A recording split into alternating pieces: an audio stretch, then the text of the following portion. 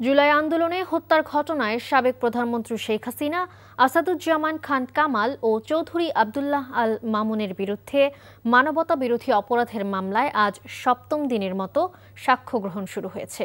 বিচারপতি গোলাম মর্তুজা মজুমদারের নেতৃত্বাধীন আন্তর্জাতিক অপরাধ ট্রাইব্যুনালে এই সাক্ষ্য গ্রহণ চলছে। এর আগে শহীদ পরিবারের সদস্যরা সহ ১৬ জন এই মামলায় সাক্ষ্য দিয়েছেন। সাক্ষীরা আসামিদের সর্বোচ্চ শাস্তিরও দাবি করেন। এর আগে গত ১০ জুলাই এই মামলায় অভিযোগ গঠন করে বিচার শুরুর নির্দেশ দেয় ট্রাইব্যুনাল। সে সময় নিজের দোষ স্বীকার করে রাজসাক্ষী হওয়ার আবেদন করেন সাবেক আইজিপি চৌধুরী আব্দুল্লাহ আল মামুন।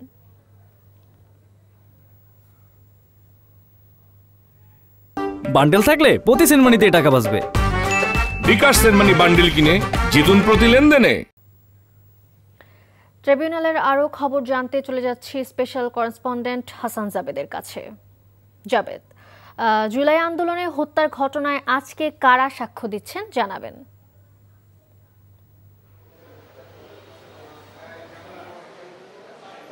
মালিহা, আজকে সকাল ১১টা ৩৫ মিনিটে আন্তর্জাতিক অপরাধ ট্রাইব্যুনাল ১-এ আপনার সাক্ষ্য গ্রহণ শুরু হয়েছে। যে মামলাটি ছিল সাবেক প্রধানমন্ত্রী শেখ হাসিনা, সাবেক স্বরাষ্ট্রমন্ত্রী আসাদুজ্জামান খান কামাল ও সাবেক আইজিপি চৌধুরী আব্দুল্লাহ আল মামুনের বিরুদ্ধে ঊর্ধ্বতন নেতৃত্বের দায়ে যে মামলা চলছে, সেই মামলার সাক্ষ্য গ্রহণ আজকে হচ্ছে। ১৭তম সাক্ষী হিসেবে সাক্ষ্য দিচ্ছেন মোহাম্মদ গিয়াসউদ্দিন। তিনি যে সময় তার সুরতহাল রিপোর্টটা করা হচ্ছিল সেই সময় সেখানে উপস্থিত ছিলেন এবং তিনি কি ঘটনা প্রবাহ হয়েছিল, সুরতহাল রিপোর্টে কি হয়েছিল সেই ঘটনাটি তিনি এখানে জানাচ্ছেন। এবং তার সাক্ষ্য গ্রহণ শেষ হলে রাজিবুল ইসলাম ডাক্তার তিনিও সাক্ষ্য দেবেন এবং আজকে মোট ৪ জনের সাক্ষ্য দেওয়ার কথা রয়েছে এবং সাক্ষীদেরকে কিন্তু আবার জেরাও করবেন যে আসামি পক্ষের আইনজীবী।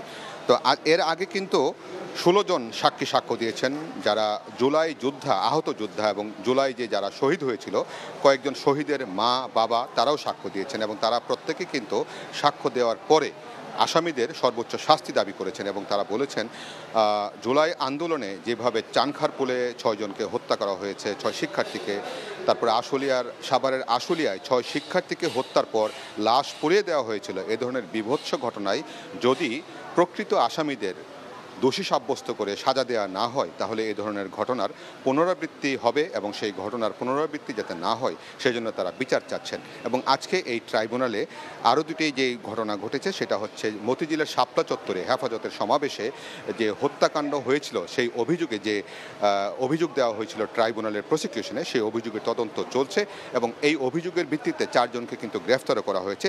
সেই ৪ জনকে জিজ্ঞাসাবাদের জন্য অনুমতি চেয়েছিল প্রসিকিউশন তদন্ত সংস্থার পক্ষে এবং একদিন করে তাদেরকে জিজ্ঞাসাবাদের অনুমতি দিয়েছে। এছাড়া গুমের ঘটনায় শেখ হাসিনা সহ সাবেক সেনা কর্মকর্তা যে জিয়াউল আহসান, এই গুমের ঘটনায় আগামী ২৬ অক্টোবরের মধ্যে তদন্ত প্রতিবেদন জমা দিতে প্রসিকিউশনকে অর্থাৎ তদন্ত সংস্থাকে সময় দিয়েছে ট্রাইব্যুনাল। তো এই হচ্ছে আজকে ট্রাইব্যুনালের সর্বশেষ চিত্র। মালিহা, জি, জানছিলাম ট্রাইব্যুনালের খবর। বান্ডেল থাকলে প্রতি সেনমানিতে টাকা বাঁচবে। বিকাশ সেনমানি বান্ডেল কিনে জিতুন প্রতি লেনদেনে।